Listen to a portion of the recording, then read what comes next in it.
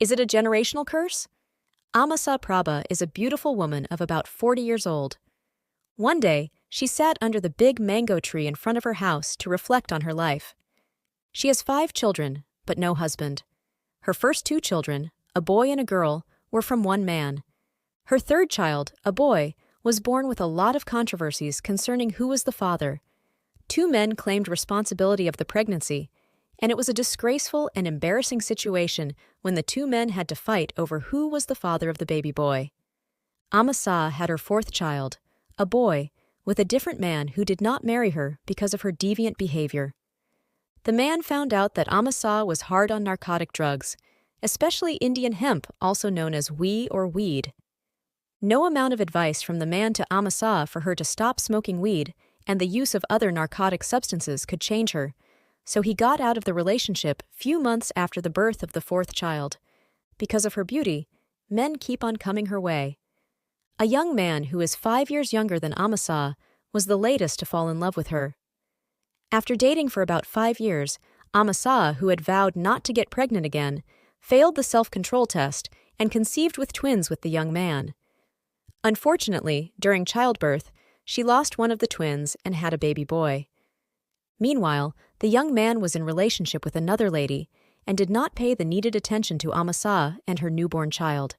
So once again, she has given birth to another child with no husband. Of all her 5 children, none of the men stayed with her for any long-term relationship or married her, even though some of the men took care of the children. Her first 2 children lived with their father, but he died some time ago, leaving the care of the children on her, and the 3rd and 4th children still live with their fathers. The last child is living with her with little help from the young man who impregnated her. At age 40, Amasa sat under the mango tree to reflect on why her life has been full of uncertainties and mishaps. Is it a generational curse? She soliloquized. Amasa thinks she is suffering from a generational curse because of what she heard about how her mother, Araba Tutu, conceived her and gave the pregnancy to one man, but was secretly sleeping with another man. According to what she heard, when her mother, Araba Tutu, got pregnant, she mentioned a high school graduate who was a wood finishing technician in a furniture manufacturing company as being responsible for the pregnancy. According to the custom and tradition of their town, when a girl gets pregnant out of wedlock, the girl's parents, especially her father or guardian, must contact the parents or guardian of the man responsible for the pregnancy and inform them of what has happened. So, when Araba Tutu's parents detected that she was pregnant, they asked her who was responsible, and she mentioned one young man, Ankonam Baba, the wood finishing technician, as the man responsible for the pregnancy. Araba Tutu's father therefore contacted the parents of Ankonam Baba to inform them that his daughter was pregnant for their son. When Baba's parents confronted him with the pregnancy of Araba Tutu, he readily accepted responsibility. Baba's father and some elders of his mother's clan went ahead and performed the necessary initial customary rites. Baba was asked to take care of Araba and provide the needed support for her during the pregnancy, which he accepted. Per the custom and tradition of the community, Araba was to live with her parents, but could visit and spend the night with Baba from time to time until she gave birth and the final marriage rites performed by Baba before they could live together as husband and wife. However, Araba refused to visit Baba as arranged, and after about 1 month she went missing, and all efforts made to find her yielded no results. Initially, Araba's parents thought Baba was keeping her in his custody, but that turned out not to be true.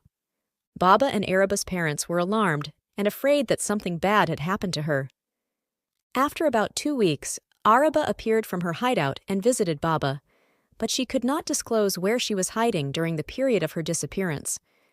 Baba insisted that until she disclosed where she was hiding and what made her to run away without trace from anybody, she should not visit him again. He also made the same demand from Araba's parents and asked them to find out from her where she was hiding during the 2 weeks that she went missing. Baba did not receive any information from Araba nor her parents about where she disappeared to, why she went into hiding, and what made her go into hiding. After about 1 month of Araba's return from her hideout, Baba was walking through the market square and met a group of young men who started teasing him. He did not understand why those young men were teasing him. One of the young men remarked that, A certain man is not capable of getting a woman pregnant, but someone else has done it for him. Shame. Immediately the young man said that, his other friends started to laugh loudly while they were looking at Ankanam Baba's direction. Baba ignored what the young men were saying because they did not mention his name. On another occasion, the same thing occurred, but again, Baba ignored them. A week after the second encounter with the young men who had been teasing him, Baba was returning from work in the evening when another young man known as Papi Joe approached him and told him that he had a confession to make. Papi Joe disclosed that when Araba went missing, she was in the custody of one of the young men who were teasing Baba. His name was Tuntum Blackie.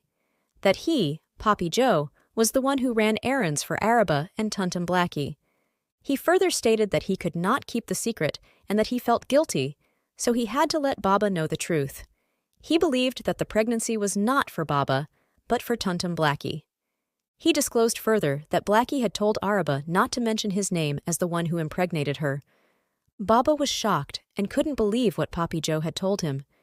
He pondered over the whole thing and concluded that Araba and her parents had not been able to tell him where she was hiding when he went missing for 2 weeks because she had confessed to them, and that they might have been ashamed to tell Baba and his parents. Baba informed his parents about Papi Joe's confession of Araba's disappearance and where she was hiding.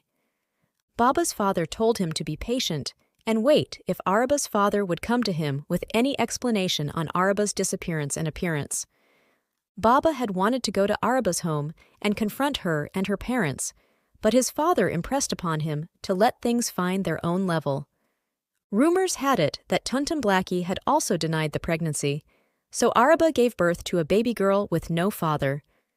Fast forward, that baby girl was named Amasa Prabha. She grew up to become a beautiful young woman and lived with her mother, Araba Tutu, with no father. As if by destiny, Amasa started leading wayward lifestyle, and as young as 16 years of age, she became pregnant, but the pregnancy had to be terminated due to health complications. A few months later, she became pregnant again and gave birth to a baby girl just 1 week before she wrote her end of basic school exams. Amasa could not continue with her education to the high school and began associating herself with young men and women with questionable character. She went into promiscuity and drug abuse due to lack of parental guidance. She sometimes went missing for some days with no one knowing her whereabouts. 2 years after her first child, Amasa gave birth to another child, a boy, with the same man. Due to Amasa's non-conforming behavior, she separated with the children's father. Some years later, Amasa got pregnant again, but there were some controversial twists and turns surrounding the pregnancy. She gave the pregnancy to 2 men, with none of them knowing about the other. After the birth of that baby, one of the men held a naming ceremony for the baby. 2 weeks later, a cousin of the man was walking somewhere around town when he saw a social gathering at a place. Out of curiosity, he went to the place to see what was happening. To his surprise, he saw that there was another naming ceremony for Amasa's baby. He retreated and called his cousin to come to where the second baby naming ceremony was taking place. It was a chaotic and embarrassing scene when the first father arrived at the place. The naming ceremony ended abruptly. Both men laid claim to the baby, but eventually, one of the men gave up for the other man to have the baby. Her 4th child's father could not stay with her because of her deviant character, and her 5th child was with a man younger than her and has refused to live up to expectation as a responsible father. Few months after Amasa gave birth to her 5th child, her mother Araba Tutu died. When her mother was alive, Amasa tried several times for her to tell her who was her father, but her mother could not tell her the truth about the controversies surrounding her birth. It was after the death of her mother that an elderly woman revealed the secret about how her mother gave birth to her with a lot of controversies and could not tell who her father was. Incidentally, Amasa's first daughter also started playing truancy when she turned 16 years old and began exhibiting the same deviant behavior as her mother and grandmother, Araba Tutu. She dropped out of basic school and got pregnant. She mentioned the names of 2 young men as those who impregnated her. She claimed each of them slept with her on different days, but both denied being responsible for the pregnancy. She also gave birth to a baby boy without a father. Tradition goes on. Is it a generational curse?